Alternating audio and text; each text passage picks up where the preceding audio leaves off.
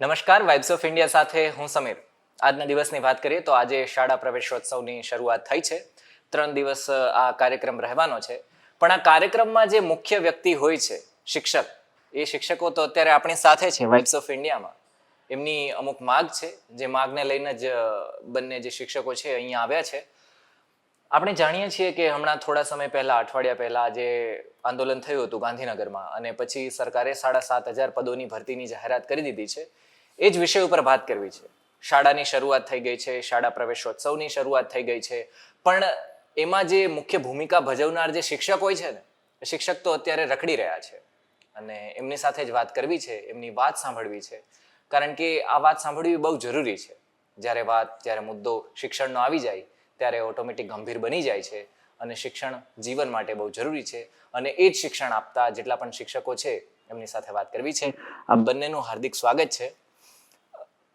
આપણે હમણાં થોડા સમય પહેલા મેં કહ્યું કે આંદોલનની શરૂઆત થઈ હતી, આંદોલન થયું હતું, અને 7,500 પદોની ભરતીની વાત કરવામાં આવી. ઓફિશિયલ નોટિફિકેશન હજુ સુધી નથી થયું, અઠવાડિયાથી વધારે સમય થઈ ગયો છે. કેમ આવું? હવે વાત કરીએ સાહેબ તો અત્યારે 7,500 જે અમારું આંદોલન લગાતાર 2 દિવસ સુધી ચાલેલું. 18 તારીખ રાત્રે પણ અમે રોકાયેલા અને 19 તારીખ પણ અમે રોકાયેલા, પણ બપોર સુધીમાં બધા જ લોકોની અટકાયત થયેલી. આ 1.5 દિવસના અમારા આંદોલનની અંદર કેબિનેટની બેઠક પણ યોજાઈ ગઈ, એમાં જાહેરાત પણ કરી દેવામાં આવી 7,500ની 9 થી 12ની અંદર ભરતી કરીશું. પરંતુ અમે લોકોને એવું હતું કે 2-3 દિવસની અંદર લોકો ઓફિશિયલ નોટિફિકેશન આપી દેશે, પણ આજ દિન સુધી હજુ પણ આજે જોવા જાય તો 1 અઠવાડિયું પૂરું થઈ ગયું, તેમ છતાં પણ હજુ પણ ઓફિશિયલ કોઈ જાહેરાત નથી કરવામાં આવી. એટલે કંઈક ને કંઈક એવું લાગે છે કે આ એક ષડયંત્ર રૂપે અમારા આંદોલનને શાંત કરવા માટે પણ એક એમની રણનીતિ હોઈ શકે એવું અમને લાગે છે. પરંતુ જોઈએ છે કે હવે આગળમાં એને 3 માસનું કીધું છે, પરંતુ હજુ ઓફિશિયલ લેટર આપશે ને ત્યાં જે લોકો મહિનો દિવસ કાઢી નાખશે, પછી એ લોકો ભરતીની પ્રક્રિયા આ તે કરતા કરતા તો આ બહુ લાંબો સમય કાઢી લેશે એવું અત્યારે જોતા તો લાગી રહ્યું છે. તો તમને પહેલા નથી ખબર કે સરકારે ઓફિશિયલી છે જાહેરાત નથી કરી, તો પછી શું ખબર ભવિષ્યમાં ન પણ કરે? ઓફિશિયલ જાહેરાત એવું લોકોએ એવું કીધેલું કે અત્યારે તો સાહેબે મીડિયા મારફતે કહી દીધું, એ પ્રેસ કોન્ફરન્સ દ્વારા એ લોકોએ મીડિયામાં કહી દીધું કે 7,500ની ભરતી કરીશું, અત્યારે તમે લોકો ઘરે જતા રહો. તો અમે લોકોને એવું લાગ્યું કે કંઈક ને કંઈક સીએમ સાહેબની જો બેઠકમાં આવા નિર્ણય લેવાયેલા હોય તો સત્વરેના પગલાં ભરશે, પરંતુ આજ દિન સુધી હજુ કંઈ નથી લાગ્યું. પરંતુ હજુ જોવાની વાત રહી એ કે હવે 2-3 દિવસની અંદર અમારી ઓફિશિયલ જાહેરાત કરવામાં આવે છે કે નહીં. અને સાથે સાથે એણે 9 થી 12ની અંદર 7,500ની જાહેરાત કરી છે. એની સામે જોવા જઈએ તો આ એક પ્રકારનો લોલીપોપ જ અમે તો એને માનીએ છીએ, કેમ કે ભૂતકાળમાં પણ આવી રીતે 22/11/2023ના રોજ એ લોકોએ 2750ની જે વિદ્યા સહાયક 1 થી 8ની જે જાહેરાત કરી હતી, એ આજે 8-9 મહિના થઈ ગયા, પણ આજ દિન સુધી એની ભરતીની કોઈ એમ કે ઝાંખી અસર પણ દેખાઈ નથી રહી. અને બીજી વસ્તુ કે અન્ય માધ્યમની ફાઇલ તો ફેબ્રુઆરીમાં પણ રેડી થઈ ગયેલી હતી. તો હિન્દી હોય, ઉર્દુ હોય, મરાઠી હોય, તેલુગુ હોય, 5 અન્ય ભાષાઓ જે આવે છે એની ફાઇલ રેડી હોવા છતાં પણ એ ભરતી હજુ સુધી આજે 3-4 મહિના થઈ ગયા, હજુ સુધી એને કંઈ કરી નથી. બીજું 1 થી 8ની પણ કોઈ પણ આ લોકોએ જાહેરાત નથી કરી. એટલે કંઈક ને કંઈક 7,500ની જે જાહેરાત છે ને, મારા મતે તો એને લોલીપોપ માનીશ. આ એક ષડયંત્ર છે કે 9 થી 12ની જે જાહેરાત કરી દે તો એ લોકો આંદોલનમાં આવતા બંધ થઈ જાય, અને 1 થી 8ની આપણે હમણાં નહીં કરીશું એટલે કોઈ લોકો હોબાળો પણ ન મચાવે, આ એક પ્રકારનું લાગે છે. ઓકે દિલીપભાઈ, તમે જ્યારે આંદોલનની શરૂઆત કરી હતી 1 વર્ષ પહેલા, એના પછી તો એક વિધાનસભા પણ ગઈ, એના સિવાય પછી લોકસભા પણ આવતી રહી. હજુ સુધી આંદોલનની શરૂઆત છે એમને એમ રહેવાની છે, અને કોઈ ઓફિશિયલ નોટિફિકેશન નથી હજુ સુધી. તો પછી આ જે લડત છે એ શરૂ જ રહેવાની છે કે? हाँ, जैसा कि आपने बोला कि 1 साल पहले आंदोलन हमारा चालू था, तो हमारा मुद्दा अभी भी वही है, मतलब कि कक्षा 1 से लेकर कक्षा 12 तक सभी माध्यमिक कायमी भर्ती सरकार कितना करेगी, कब करेगी, किस तारीख को फॉर्म भराएगा, मतलब हमारा मुद्दा अभी वही। जैसा कि भाई ने बोला कि 7,500 की जाहिरात 1 हफ्ते पहले हुई, वो जाहिरात खाली मंत्री जी ने, मुख्यमंत्री जी ने अपने सोशल मीडिया प्लेटफॉर्म की मीडिया में आकर बोला हुआ है, उस पर हम विश्वास कैसे करें?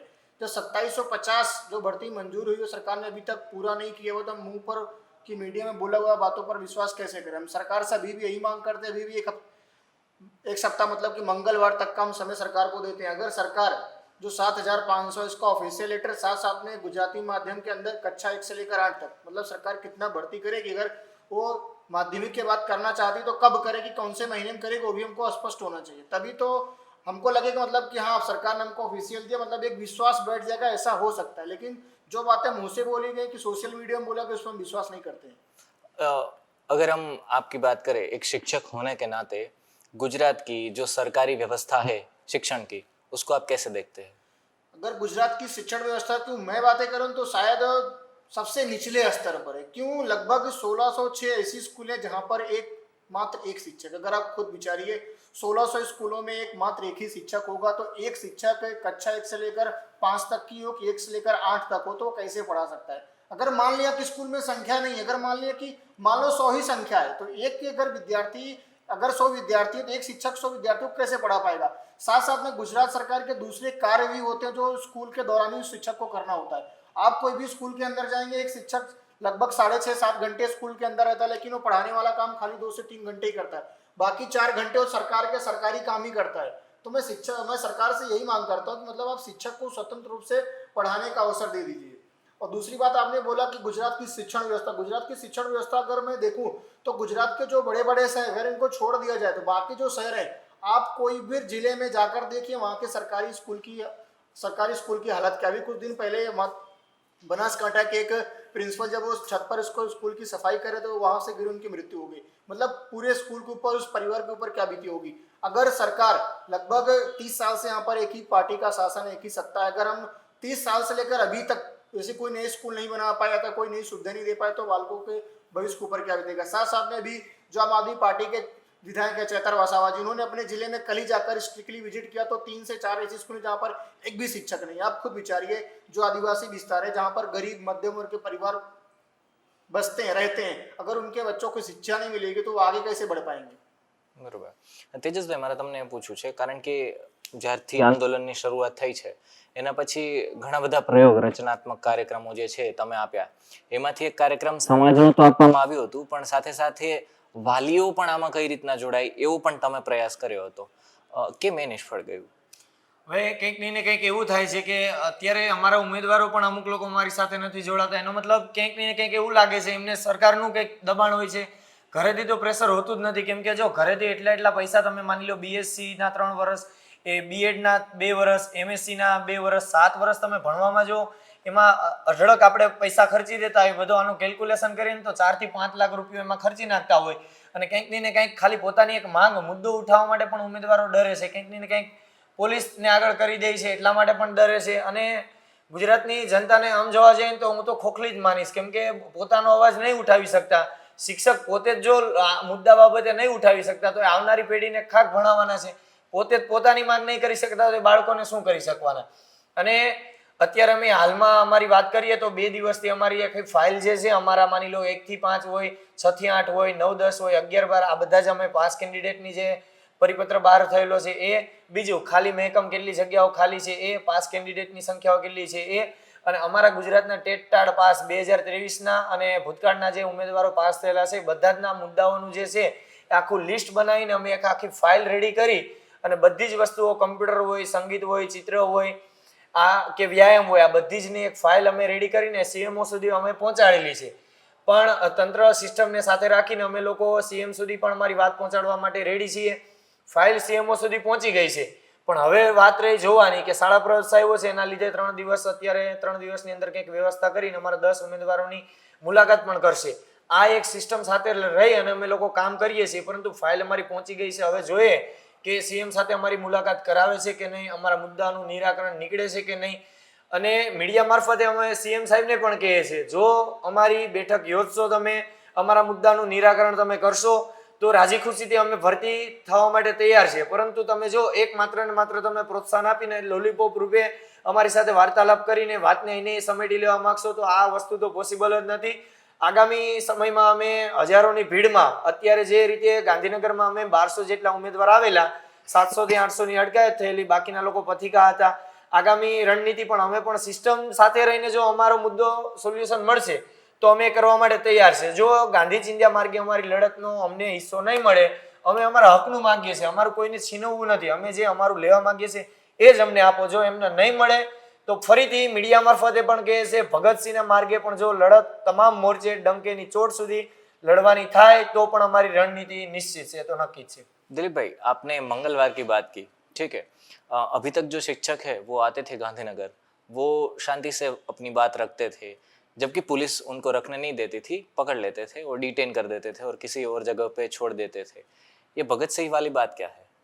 भगत सिंह वाली बात है कि मतलब कि जब भी अभी तक हम मतलब कि शांति से रजुआत करते थे, मतलब भगत सिंह का ऐसा है कि हम जाके टूट किसी को मारेंगे, पीटेंगे, तोड़ेंगे, फोड़ेंगे, ऐसा कुछ भी नहीं। मतलब अगर हम सरकार के पास जा रहे हैं कि मतलब कि हमको मिलने दो, हमको अपना आवेदन की रजुआत करने दो, अगर पुलिस उस बीच में रोड़ा बनती है तो होगा कि बोला चाली होगी, हमको जाने दो। अभी तक क्या था मतलब कि जैसे आपने देखा होगा घर्षण, तो घर्षण सब नहीं करते हैं, घर्षण सबके साथ नहीं होता है। जो उम्मीदवार लगातार 1 साल से, उनको पता कि मतलब कि पुलिस का बिहेवियर कैसा है, हमको किसका बर्ताव करना है। लेकिन जो नए उम्मीदवार आते हैं वो डर के मारे, मतलब कि अगर पुलिस भी आएगी तो कोई 5 इधर भागेगा, 10 इधर भागेंगे, 20 इधर भाग जाता था। हमारा सभी के साथ संकलन ऐसा हो कि मतलब अगर पुलिस आएगी, कोई भी आए, हमको सबको साथ में रहना है।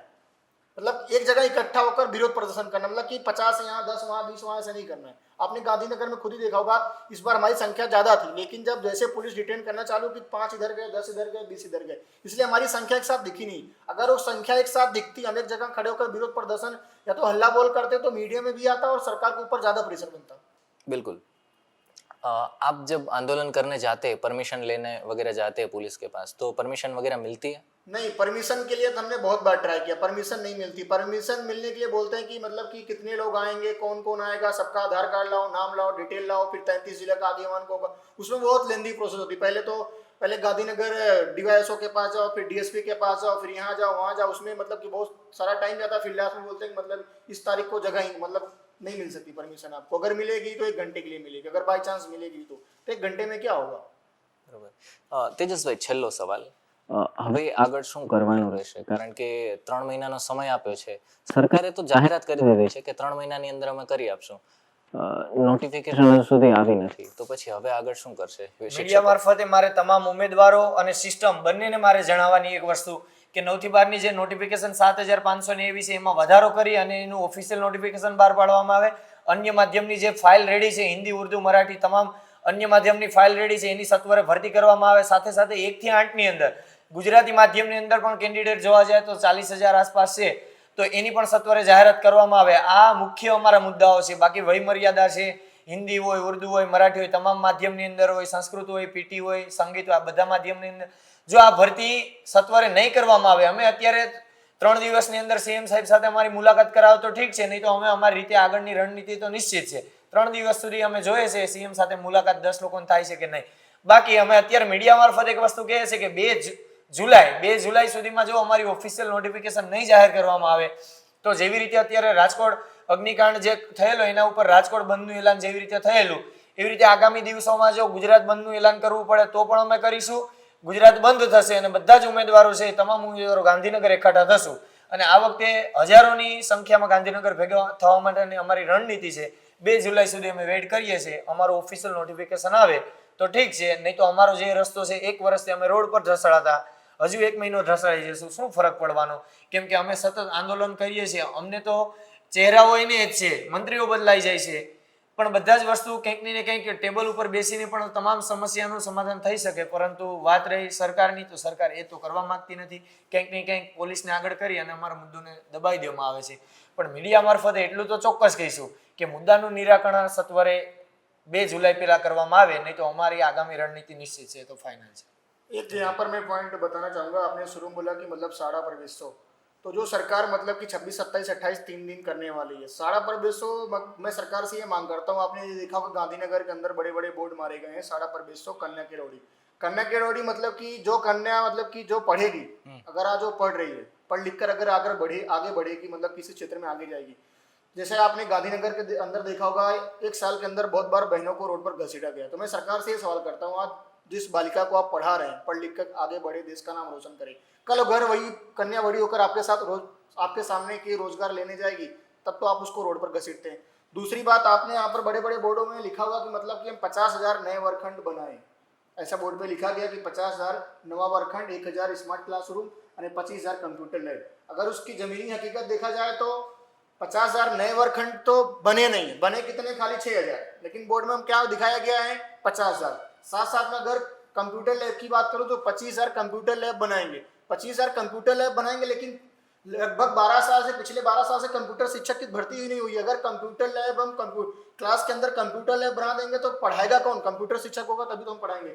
साथ साथ में स्मार्ट क्लासरूम की बात करूँ, स्मार्ट क्लासरूम के नाम पर सरकार सबको मूर्ख बना रही है।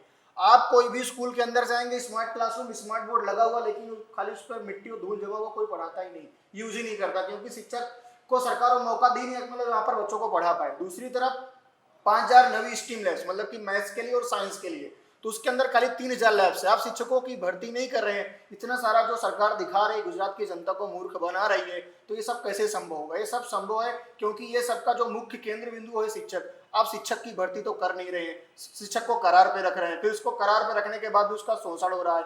शोषण किस तरह से हो रहा है कि शिक्षक को रिन्यू कराने के लिए 25,000 कहीं पर कोई घूस ले रहा है, कोई 1 लाख रुपए ले रहा है। अगर मैं हिंदी माध्यम के अंदर बात करूं तो सरकार ने मार्च के अंदर ज्ञान सहायक हिंदी माध्यम में ज्ञान सहायक दिया, लगभग मार्च अप्रैल उसके बाद जून, मतलब कि 2.5 महीने की सैलरी आज तक उन उम्मीदवारों को नहीं मिली है। आप खुद सोचिए, जिनके पास फैमिली होगा, परिवार होगा, अगर 3-3 महीने से सैलरी नहीं मिल रही है तो उनका कितना बड़ा शोषण हो रहा है। दूसरी तरफ अगर देखा जाए तो सरकार यहाँ पर शिष्यवृत्ति देती है।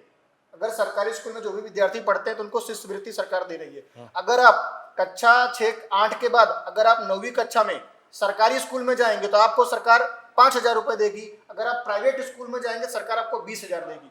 दूसरी तरफ अगर आप कक्षा 10वीं पास करने के बाद अगर आप सरकारी स्कूल में जाएंगे तो सरकार आपको 6,000 रुपए देगी, और अगर आप प्राइवेट स्कूल में जाएंगे सरकार आपको 22,000 रुपए देगी। 12वीं पास करने के बाद अगर आप सरकारी यूनिवर्सिटी में जाएंगे तो 7,000 देगी, और प्राइवेट यूनिवर्सिटी में जाएंगे तो 24,000 देगी। तो यहाँ पर साफ साफ सरकार की नीति स्पष्ट है कि हम सरकार, अगर आप सरकारी व्यवस्था में जाओगे तो पैसे कम देंगे, लेकिन आप प्राइवेट में जाओगे तो हम आपको शिष्यवृत्ति ज्यादा देंगे और प्रमोट करेंगे। मतलब कि सरकार की नीति यहाँ पर स्पष्ट है कि धीरे धीरे जो सरकारी व्यवस्था है, पैसे के नाम देकर कैसे भी करके, मतलब लोगों को सरकारी व्यवस्था धीरे धीरे खत्म करना है, और धीरे धीरे प्राइवेट जो चीजें हैं, प्राइवेट स्कूल है कि प्राइवेट कॉलेज है, उनको प्रोत्साहन दे। क्यों? क्योंकि जो प्राइवेट स्कूलें हैं, प्राइवेट कॉलेज ज्यादातर बड़े बड़े या तो उद्योगपतियों की, या तो बिजनेसमैन की, या तो जो नेता है, विधायक है, MP है, MLA है, उनके रिश्तेदारों की, या तो उनके खुद की। आप गुजरात के अंदर खुद देखिए, बड़े बड़े शहरों के अंदर हर 1 किलोमीटर पर एक प्राइवेट स्कूलें हैं। प्राइवेट स्कूलों के अंदर जो भी शिक्षक होता है उसकी कोई पात्रता परीक्षा या तो कोई डिग्री कैसा कुछ भी सरकार ने अब तक नीति नियम बनाए नहीं है। मोस्ट ऑफ जो शिक्षक होते हैं तो 12वीं पास, या तो BCom, या तो BE, या तो BSc ऐसे ही होते हैं। जब आपके पास 1 लाख कैंडिडेट हैं, सरकारी स्कूल भी है, प्राइवेट स्कूल भी है, तो मैं तो सरकार से ये डिमांड करता हूँ कि जितनी भी प्राइवेट स्कूल हैं आप उसके लिए एक पॉलिसी बनाइए। अगर वो करोड़ों रुपए, अरबों खरबों एक वर्ष के अंदर कमा रहे हैं, आप कोई भी अगर सीनियर KG का बच्चा होगा ना, यहाँ पर इतने सारे स्टाफ काम करते हैं, आप किसी से पूछेंगे, मतलब उनके अगर घर का कोई भी छोटा बच्चा अगर आज प्राइवेट स्कूल में जा रहा है तो एक बच्चे के पीछे कम से कम 1 वर्ष का 60,000 रुपए खर्चा। अगर मान लीजिए किसी के पास 3 बच्चे हैं तो कैसे पढ़ा पाएगा? तो सरकार से मैं डिमांड करता हूँ, अगर स्कूल जो करोड़ों रुपए प्रॉफिट कमा रही है, स्कूल वालों को क्या पता है कि प्राइवेट स्कूल में जो पैसा कमाते हैं ना, वहाँ पे शिक्षकों की सैलरी कितने देते हैं? 5,000, 8,000, 10,000, मैक्सिमम सैलरी 15,000 रुपए है। अगर वो करोड़ रुपए कमा रहे हैं तो शिक्षकों को सैलरी जो सरकारी स्कूल में मिलती है तो क्यों नहीं प्रोवाइड करा पा रहे हैं? तो जो लोग सरकारी सिस्टम का भाग बनना चाहते हैं, अगर उनको लगे कि मतलब मैं टैट पास हूं, मेरे पास BEd की डिग्री है, तो मैं प्राइवेट स्कूल में भी अपना जो भी है, मतलब मैं पढ़ा सकता हूँ, मेरे को उतनी सैलरी वहां पर मिल सकती है।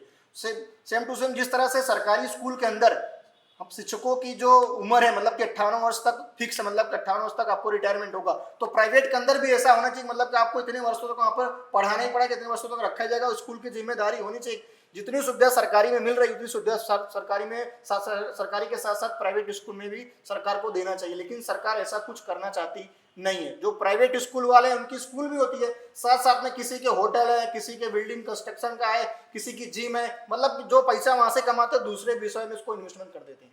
બિલકુલ. તો આ હતા શિક્ષકો કે જેમણે પોતાની માગ રાખી કે એ કહેવા શું માગે છે.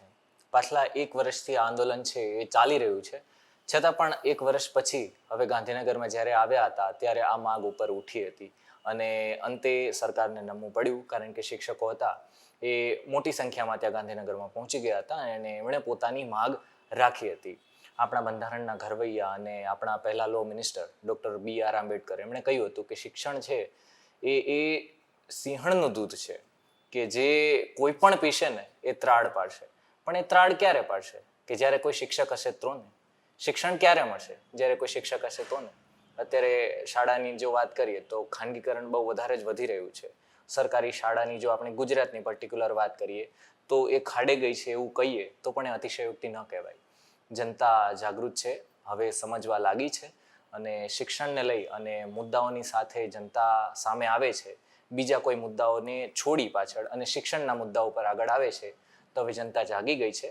હવે આગળ જોવાનું રહેશે કે રામધારીસિંહ દિનકરની કવિતા મુજબ શું કરવાનું થશે, કે સિંહાસન ખાલી કરો જનતા આ રહીએ. તો હવે જોઈએ કે 2 તારીખ પછી શું થાય છે, સિંહાસન ખાલી કરો કે શિક્ષક આ રહે, કે શું થશે એ જોવાનું રહેશે. આપ જોડાયા, આપે આપની વાત રાખી, એ બદલ આપનો ખૂબ ખૂબ આભાર. જોઈએ છે હવે આગળના સમયમાં શું થાય છે. ધન્યવાદ.